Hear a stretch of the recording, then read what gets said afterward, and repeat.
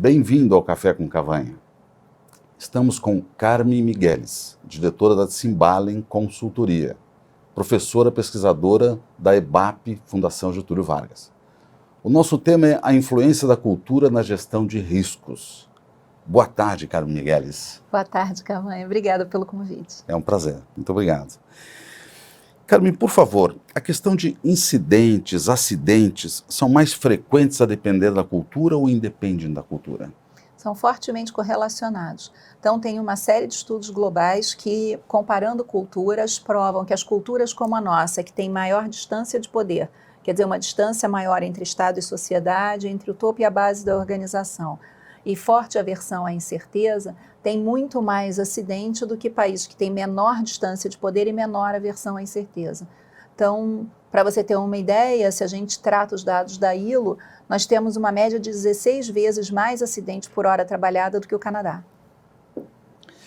Você participou, como consultora, não me lembro, mas nos acidentes da Baía da Guanabara e outros assim. Isso existia com essa força? Você conseguiu ver isso na prática?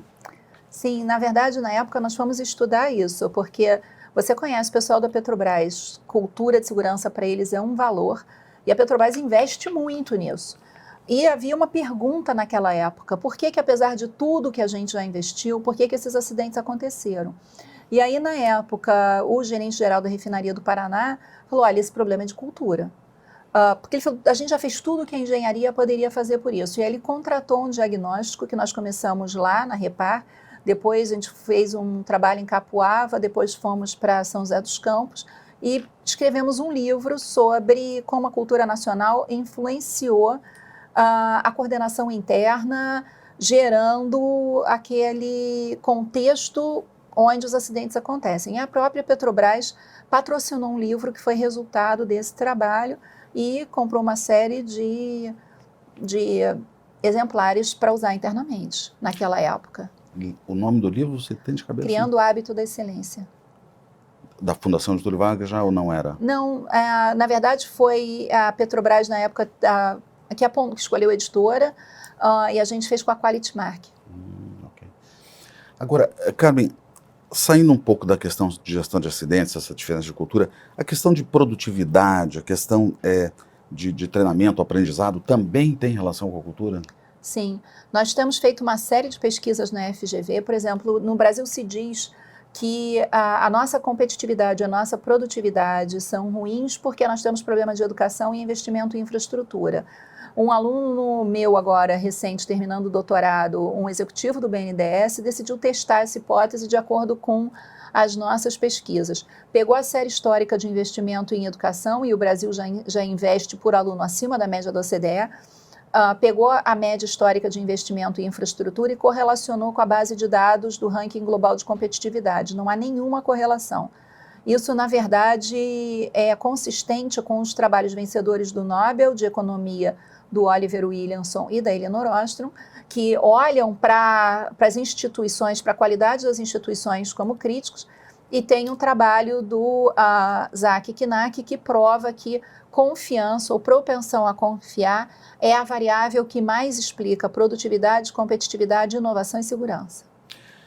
Uma palestra sua que eu assisti, que até foi a motivação de convidá-la para esse nosso café, você falava de uma escala, que eu esqueci agora, desculpa o nome, você certamente vai lembrar, que tem autoridade, tem que compara países. Aquilo se transforma, aquilo é constante, aquilo muda, o que faz aquilo mudar, aquela escala?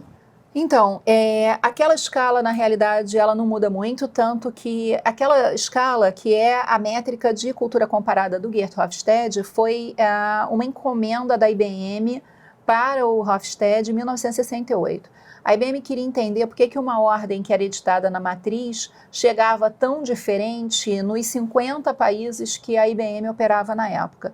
E o Hofstede foi tentar encontrar um denominador comum de comparação de cultura para explicar essas variáveis, e ele achou as 6 dimensões centrais para a comparação de cultura, que são as dimensões mais usadas até hoje, que é essa dimensão de distância de poder, a dimensão de aversão à incerteza, foco no curto, médio e longo prazo, propensão ou não à autoindulgência, e uma outra dimensão que é masculinidade versus feminilidade, que é o quanto os valores de uma civilização são mais tipicamente femininos, como de cuidado, de simpatia pelo mais fraco, ou tipicamente masculino, de competitividade, tipicamente dos mais fortes. Então, essa métrica ela é muito usada para comparar a cultura e os impactos da cultura em uma série de dimensões. E é justamente essa métrica que permite essa comparação entre países e o fato da gente perceber que há uma correlação direta entre, principalmente, essa dimensão de distância de poder com a taxa de acidentes. Muito bom. E agora, Brasil, né?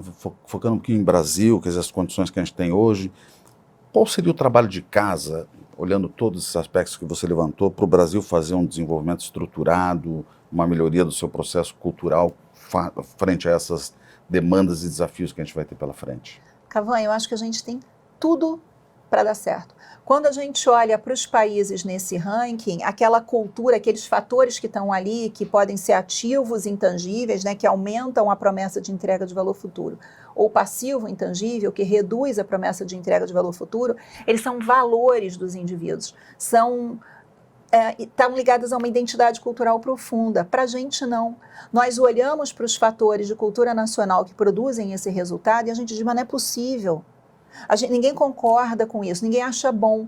Então, a gente não tem resistência para a mudança. E a gente estudou 2 organizações que conseguiram, no nível da cultura organizacional, neutralizar isso com um resultado fantástico, que foi o Batalhão de Operações da Polícia Militar do Rio de Janeiro, o BOP, e o Hospital Albert Einstein, em São Paulo, que neutralizaram esses fatores e você percebe que conseguiram lidar com riscos enormes, né? O BOP tem uma atividade de altíssimo risco e uma disciplina operacional que permite que eles trabalhem bem dentro desse risco, assim como o Hospital Albert Einstein, que é um hospital de alta complexidade também, com um volume de riscos muito grande. Os 2 conseguiram reduzir muito a distância de poder, aumentar muito a confiança, e isso teve um impacto no aumento da disciplina operacional, que é perceptível nos resultados, até no valor da marca. Quando você fala Einstein e BOP, a ideia é uma ideia de excelência. Então, eles enfrentaram esse desafio de criar essas coalizões horizontais. Quando a gente fala de cultura organizacional, a gente está falando de como é que a gente melhora a coordenação interna. Como é que a gente melhora a colaboração, alinhado a uma meta estratégica. Então, quando a gente pensa em cultura, né, olhando lá para o Peter Drucker dizia, olha, cuidado porque cultura devora a estratégia no café da manhã. Se você não trabalha esses traços de cultura, você tem inúmeras dificuldades de implantação tática e operacional daquela visão que está na estratégia. Então, se a gente vai trabalhar cultura organizacional no Brasil para ter resultados, nós não podemos usar uma solução genérica, né, de fofice organizacional, abraça árvores, são valores e crenças, quais são nossos valores. Não é isso. É como é que eu aumento a confiança e a colaboração, reduzindo distância de poder e fazendo com que o indivíduo consiga resolver os desafios ao nível da tarefa real. Porque o que a gente observa no Brasil como decorrência da baixa confiança? Eu estava falando desse ranking, que é outro ranking que não é o do Hofstede, que é do World Value Survey. Ele está disponível na internet para quem quiser olhar, a base de dados é aberta. O Brasil aparece durante muitas edições do World Value Survey na pior posição do mundo, como o país com a menor propensão a confiar. Os países com mais propensão a confiar são os países nórdicos, os países confucionistas, os países protestantes, e há uma correlação clara e direta entre propensão a confiar e PIB per capita. Então, por que isso? Porque se eu confio, a gente colabora com baixíssimo custo de transação. Como no Brasil a gente não confia, a gente tenta obter o comportamento que a gente quer, criando norma, padrão, procedimento, controle, acompanhamento, auditoria comportamental, indicador de controle comportamental. O que acaba acontecendo é que você pega uma quantidade enorme do tempo das pessoas e aloca para gerir o processo. Então, o tempo não está alocado para o resultado, ele está alocado para prestar conta de um processo de controle gigantesco. Isso cria um custo de transação e um risco para quem quer fazer a coisa certa enorme. E isso impede a inovação, impede ganhos de competitividade e ganhos de produtividade. Nós terminamos uma pesquisa agora que mostra que o impacto disso é extremamente negativo no chão de fábrica. Porque a gente fala de cultura de segurança como um valor. Mas a gente cria um monte de procedimentos, normalmente numa área técnica especialista, que não conhece o chão de fábrica direito. Então, você tem uma distância enorme entre a tarefa prescrita pelo especialista, a tarefa real que está no chão de fábrica. Isso rompe uma relação tácita necessária para a disciplina operacional na cabeça do operador entre o sentido de segurança, entre o processo que deveria levar para lá e a realidade que ele encontra ali concreta. A realidade deveria ser passível de ser tratada pelo processo e, se não, ser aprimorada. Mas a gente tem um risco enorme de não cumprir o processo. Então, você tem uma preocupação maior com o processo. O que acaba acontecendo? O valor segurança no trabalho se perde e você cria um esgarçamento, uma confusão muito grande, tanto do nível cognitivo quanto na gestão da equipe. Fica uma série de prioridades que não se batem, foco no curto prazo, foco na tarefa, um planejamento reativo horroroso, uma série de dicas de que a segurança não está bem dimensionada e uma tentativa de combater isso pelo caminho que gera, que é aumentando o controle. Todos os estudos que olham para o que funciona, e a gente tem o trabalho do dinamarquês do Ronagel, a gente tem o trabalho do Bamberger em Israel e uma série de pesquisas que mostram a gente só tem excelência em segurança se a gente permite que o operário de chão de fábrica lide com a incerteza do processo. Então, o procedimento é o melhor caminho até ontem. Se você foi implementar e a tarefa real não correspondeu àquele procedimento, você deve ter clara percepção de risco e ir aprimorando. Nós impedimos esse processo com excesso de controle. Então, a mentalidade de controle, baixa confiança e alta distância de poder, ela causa os acidentes. Agora, Carmen, um diagnóstico e uma prescrição, para depois a gente finalizar, quer dizer, quem sabe com o diagnóstico é problemas de não termos guerra, não estou apostando em guerra, nem gosto disso, mas não termos guerra, não termos neve, nossa língua ser indireta, nossa religião não ser a protestante, a confucionista, como você diz. Esse é o diagnóstico. E depois que você comentar isso, qual a prescrição para o Brasil? Então, o caso do BOP e do Einstein provam que é facinho de mudar, basta a liderança. A diferença nesses dois casos é que na hora que eles pensam em excelência, eles capacitam o executante. E isso o Hofstede diz na métrica dele, país autoritário só pensa em gestão da mudança, capacitando liderança. Se você pega e olha o volume de recursos em formação de liderança no Brasil, ele é enorme, mas ninguém está olhando para o problema concreto que esse líder deveria ter que resolver. Os países que resolvem focam na subordinância. Ok, se eu quero ir para lá, como é que eu empodero e aumento a autonomia da base com o suporte adequado para que a gente chegue lá, que é exatamente o que a gente não faz, que o Einstein fez, que o BOP fez com resultados excepcionais. Então, não tem muita dificuldade. O problema é que a cultura é uma lente e a gente não enxerga a cultura na hora que a gente está olhando para o problema. Então, a gente tem um problema muito mais de modelo mental do que, de fato, de escassez de recursos.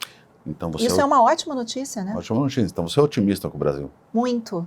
Muito. O que é que acontece? A gente tem um ciclo de incerteza contínua. Se eu tento resolver as coisas por controle, os problemas vão ficando para tapete. Sempre que eu levanto um pouco o controle, vem um monte de problema ou eu tenho um monte de novidades que eu não estava antevendo. Aí a gente responde com mais controle. Se a gente inverte e a gente começa a capacitação da subordinância para perceber o risco e ir aprimorando, a gente consegue não só melhorar muito a segurança, como inovar por estratégias emergentes. Certamente esse assunto a gente vai chamar para mais debates pela frente, não tenho dúvida disso. Nossa, eu acho isso assim fascinante, porque quando a gente olha, a gente fala, nossa, mas a gente está um palmo de conseguir, falta muito pouco. E o que a gente precisa não é de guerra, que foi a sua pergunta, é que nós temos muita heterogeneidade e muita desigualdade. Isso faz com que a comunicação seja muito truncada. Se a gente foca na resolução do problema, que é o que o Einstein e o BOP fizeram, você vai criando uma percepção mais homogeneizada do que precisa ser feito. E as pessoas conseguem dialogar de maneira colaborativa e não conflitiva. Então não precisa guerra, não precisa neve, também não precisa mudar a religião E nem a maneira de falar. Nada. A gente consegue com a nossa alegria, com o nosso jeito, chegar numa disciplina operacional bacana. Tá certo. Com impacto positivo na motivação e no engajamento, que é uma coisa boa. É uma coisa boa, tá ótimo. Gostaria de agradecer, Carmen Migueles, pelo tempo e conversa, deixando à vontade aí para os seus comentários finais. Olha, é isso, não sei o que comentar, não sei muito bem o que as pessoas gostariam de ouvir. Eu sei assim, que eu sou uma pessoa hoje apaixonada por esse tema da gestão dos intangíveis, pelo impacto que isso pode ter na retomada da competitividade, na alavancagem da geração de riquezas no Brasil. Eu acho esse tema, assim, um tema fantástico. Então, eu queria aqui deixar, já que a gente está na PUC, falar com o pessoal de humanas, que ciências humanas e sociais aplicadas a esse tema são fundamentais para que a gente tenha uma construção de mais conhecimento para fazer esse movimento. Tá ótimo. Estamos no Ecoa PUC. Bem lembrado. Muito obrigado. Muito obrigado, então, Carmen. Obrigada. Obrigado. Muito obrigado.